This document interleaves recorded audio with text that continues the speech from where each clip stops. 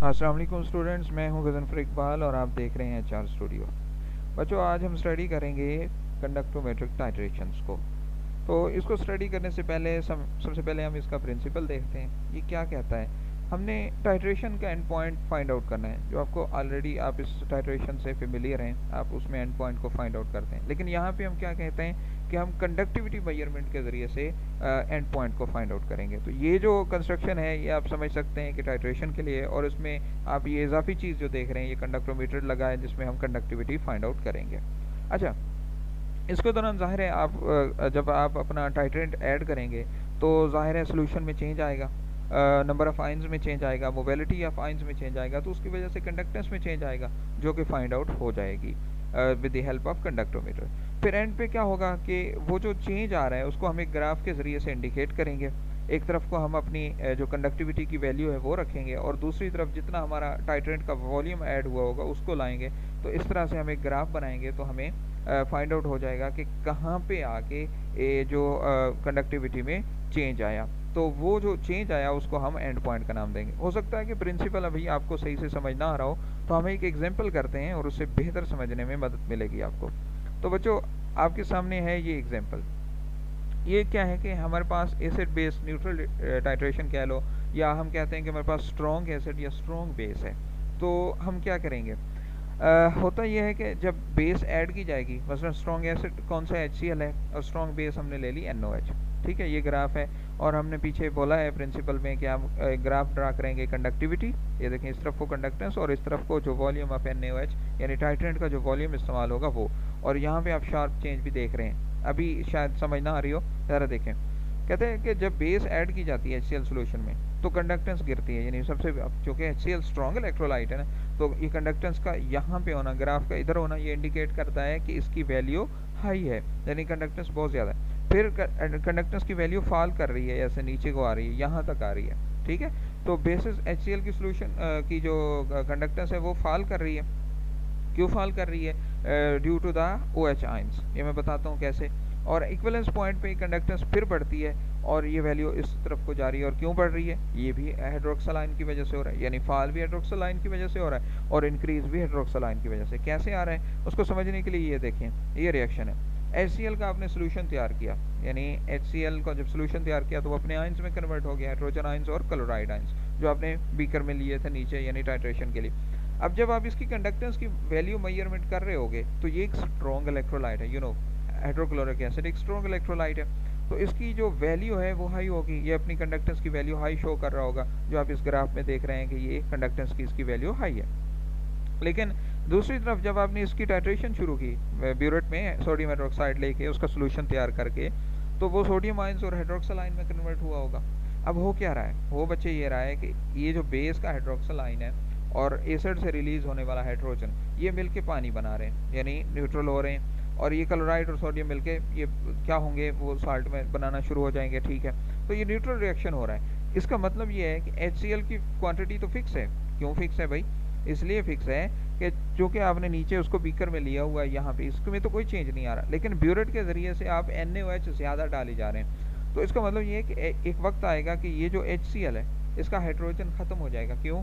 क्योंकि हाइड्रोक्सल ने लेके उसको वाटर में कन्वर्ट कर दिया। अब HCl मौजूद नहीं है। जब HCl मौजूद नहीं है यानी हाइड्रोजन आयंस रिलीज नहीं हो रहे, हाइड्रोजन आयंस रिप्लेस हो गए विद हाइड्रोक्सल वाटर की फॉर्म में, अनडिसोसिएटेड वाटर बन गया, तो कंडक्टेंस की वैल्यू आहिस्ता आहिस्ता आहिस्ता आहिस्ता कम हो जाएगी। यहाँ पे ये हमारा एंड पॉइंट है, तो टाइट्रेशन का एंड पॉइंट आ गया। ये वैल्यू बढ़ क्यों रही है? बढ़ इसलिए रही है कि आप बेस डाली जा रहे हैं। इसका मतलब ये है कि आप हाइड्रोक्सल आयन जो हैं, आपने कहा था कि हाइड्रोक्सल की वजह से ही कम होती है, तो आप देख लें ये हाइड्रोजन हाइड्रोक्सल मिलके पानी बने, तो हाइड्रोक्सल की वजह से कंडक्टेंस की वैल्यू फॉल कर रही है। यहाँ इस ग्राफ में आप देख सकते हैं ये फॉल कर रही है, लेकिन आपने कहा हाइड्रोक्सल की वजह से ही बढ़ती है। अब जब ये हाइड्रोजन खत्म हो गया, क्योंकि HCl की तो क्वांटिटी फिक्स थी, वो तो आपने मतलब 40 ml 30 ml जितना भी था वो बीकर में लिया हुआ था, लेकिन ब्यूरेट के ज़रिए से आप बेस ज़्यादा डाली जा रहे हैं, तो HCl तो ख़त्म हो गया, हाइड्रोजन और रिलीज़ नहीं हो रहा। अब जब आप बेस से हाइड्रोक्सल रिलीज़ हो ही जा रहे हैं, तो आपको पता है NaOH एक स्ट्रॉन्ग इलेक्ट्रोलाइट है, तो ये अपने आयंस में कन्वर्ट हो रहा है। तो अब जो कंडक्टेंस हो रही है वो हाइड्रोक्सल आयन की वजह से हो रही है। दैट्स वाई हमारा जो ग्राफ है ये फिर एक दफ़ा बढ़ना शुरू हो जाता है। तो हम कहते हैं स्ट्रॉन्ग एसिड स्ट्रॉन्ग बेस, तो उसमें ये ग्राफ का जो ट्रेंड होता है कि शुरू में कंडक्टेंस ज़्यादा होती है, फिर आहिस्ता आहिस्ता कम होती जाती है, और फिर ये एंड पॉइंट आता है, और इस पॉइंट इक्वलेंस पॉइंट या एंड पॉइंट इसको कहते हैं, और इसके बाद फिर कंडक्टेंस बढ़ती है। तो कम होने की वजह शुरू में ज़्यादा होने की वजह स्ट्रॉन्ग इलेक्ट्रोलाइट है कि वो कम्प्लीटली आयनाइज होता है, उसमें आयंस काफ़ी ज़्यादा हैं, इसके लिए उसकी कंडक्टेंस ज़्यादा होती है। और फिर कंडक्टेंस कम क्यों हो रही है? क्योंकि इसके आयंस जो हैं वो बेस से आने वाले आयंस के साथ कंबाइंड होके वाटर बना रहे हैं, अनडिसोसिएट हो रहे हैं, यानी हाइड्रोजन और हाइड्रोक्सल मिलके अनडिसोसिएटेड वाटर बना रहे हैं। और फिर ये ज़्यादा क्यों हो रही है? क्योंकि NaOH मौजूद है, आप NaOH जो है वो ऐड कर ही जा रहे हैं, उसके जो आयंस हैं उसमें मौजूद हाइड्रोक्सल, क्योंकि हाइड्रोक्सल की मोबिलिटी सबसे ज़्यादा होती है, सॉरी हाइड्रोजन के बाद होती है, मतलब हाइड्रोक्सल की मोबिलिटी। तो ये इसकी मोबिलिटी की वजह से क्या हो रहा है कि कंडक्टेंस बढ़ रही है। होपफुली आपको ये जो है वो अच्छे से समझ आया होगा। अब हम देखते हैं कि हमारे पास स्ट्रॉन्ग एसिड हो और वीक बेस हो।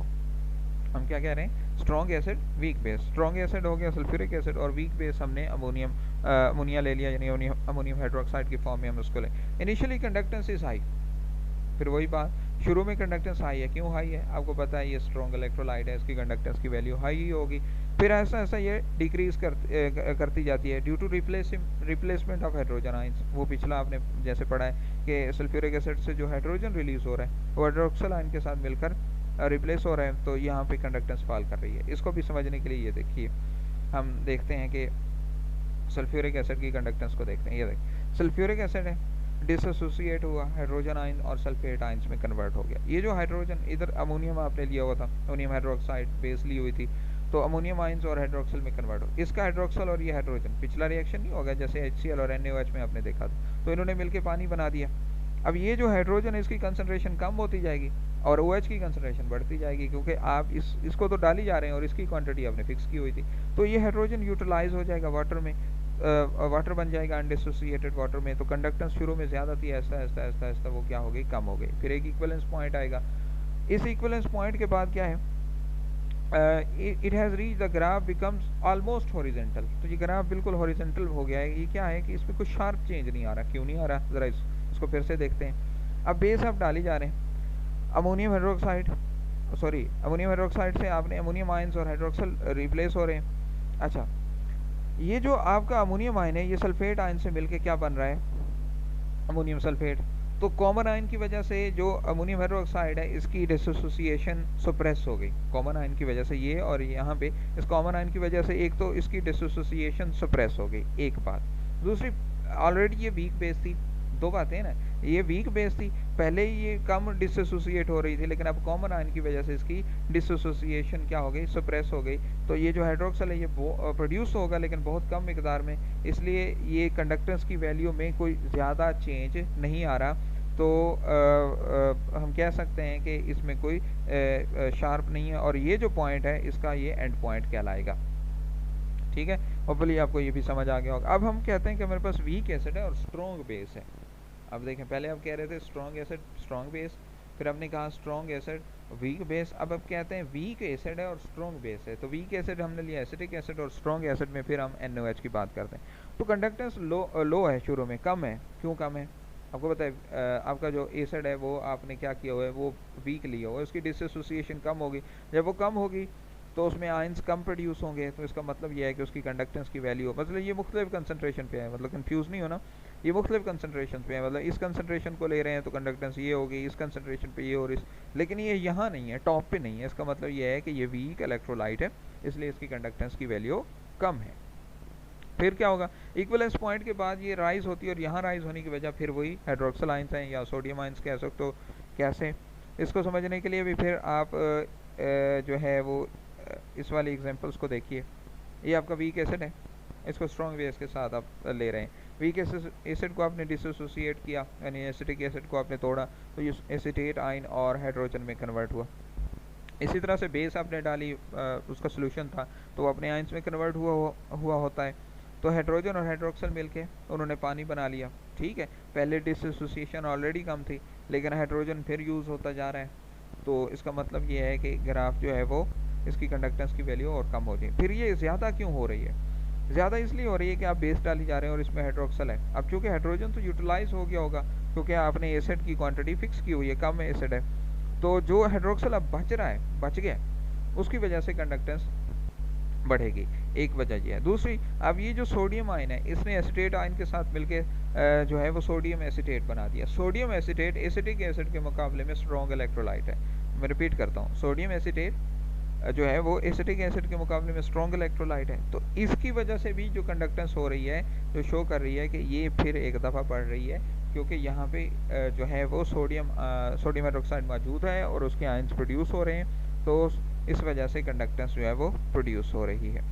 नेक्स्ट हमारे पास हम कहते हैं कि weak acid, weak base, weak acid और वीक बेस। उसका जो ग्राफ है कंडक्टेंस और वॉल्यूम के दरमियान, वो कुछ इस तरह का है, यानी पहले ऑलरेडी कम, फिर थोड़ी सी बढ़ी और फिर उसने एक यानी हॉरिजॉन्टल ट्रेंड पकड़ लिया है। ऐसा क्यों होता है, उसको समझने के लिए आप दो वीक एसिड और वीक बेस लेते हैं। हम वीक एसिड हमने वही लिया, एसिटिक एसिड, उसको हमने डिसोसिएट कर दिया, वो इस तरह से अमोनियम हाइड्रोक्साइड लिया, अमोनियम आयंस और हाइड्रोजन में कन्वर्ट हुआ कुछ यूँ कि इस हाइड्रोजन और हाइड्रोक्सिल ने मिलकर वाटर बनाया। आपको पता है कि कंडक्टेंस की वैल्यू पहले ही कम थी क्योंकि वीक एसिड था, तो वो और कम हो गई क्योंकि हाइड्रोजन आपका यूटिलाइज होता जा रहा है।